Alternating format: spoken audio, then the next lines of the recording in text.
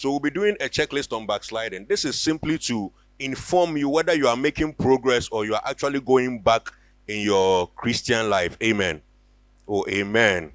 This one is not over 11. This one is over 10. Hallelujah. And the pass mark is 4.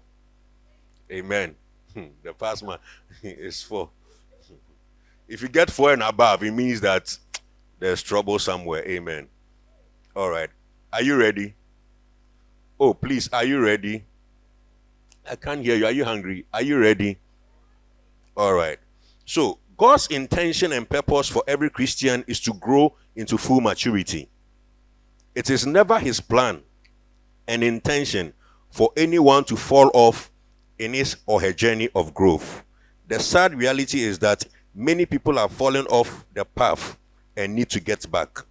This checklist will help you know if you must sit up. Amen. So the checklist is going to help you know if you must do what? Sit up. Praise God. So it is not for you to laugh and say, hey, I failed. No. It is for you to know you must what? Sit up. Amen. All right. Number 1. So, as we do, you just yes or no. No, maybe. Yes or, yes or no. Don't copy. Praise God. Pastor Fori, no copying. She is copying you. Okay. She's copying your name. Hallelujah. All right. Number 1. Are you vibrant in your Christian life? Yes or no? Are you vibrant in your Christian life? Vibrant means that like you are active, you are involved, or you are just a Sunday churchgoer. Are you vibrant in your Christian life, or it is only Sunday that you are a Christian? Are you vibrant in your Christian life, or it's only Sunday? So yes or no? Are you vibrant in your Christian life? If you are not vibrant, if we only see you on Sunday, just write to know because you are not vibrant. Amen. All right. Number 2.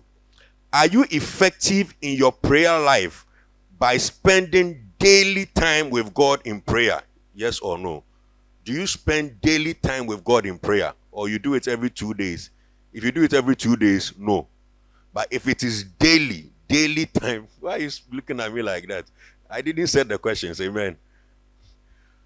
Do you spend daily time? Are you effective in your prayer life by spending daily time with God in prayer? Yes or no? Can we go on? Number 3.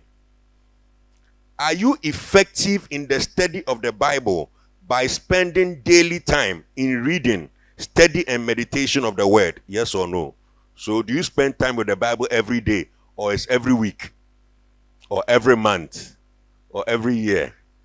Some people are smiling, they are getting it. They are writing their nose. Some people have passed the pass mark. Hey. Number 4. Is your love for God and the things of the kingdom consistently growing by the day? Is your love for God and the things of the kingdom consistently growing by the day? Is your love for God and the things of God growing by the day, or it is actually reducing? Maybe those days you used to love worship, you used to love the praise, you used to love prayer, you used to love things of God. But now it's like you have removed prayer from it. You have removed worship from it. You are removing things. Instead of adding things, you are doing what? You are removing things. So it's your love for God and the things of the kingdom consistently growing by the day. Yes or no? Number 5. Do you find church meetings and fellowship with the brothers and sisters of your local church exciting and joyful? Do you find church meetings and fellowship with the brothers and sisters of your local church exciting and joyful? Or you just come and sit down in front of your face? Do you find, like, when we are meeting together, do you find it joyful or exciting? Or when you come, you just come, sir? Yes or no? No, I'm saying, do you find it joyful? Like when they say, I was glad when they said unto me, let us go to the house of the Lord. You understand? There's a certain joy and gladness when they say we should come to church. But when they say you should come, oh, how ben cranny, So do you find it exciting? Yes. I don't find it exciting. You're right to know. Just be honest with yourself. Hallelujah. Oh, praise God. Because why could not mark, you will mark it yourself. Number, are you sure? Dorcas, which number are we? 6. Okay. Are you consistent with regular church meetings throughout the week? Are you consistent with regular church meetings throughout the week? You are here on Sunday, you go for cell meetings and workforce meeting. If you're in workforce, you attend workforce meeting. Or it is only the meetings you like that you come.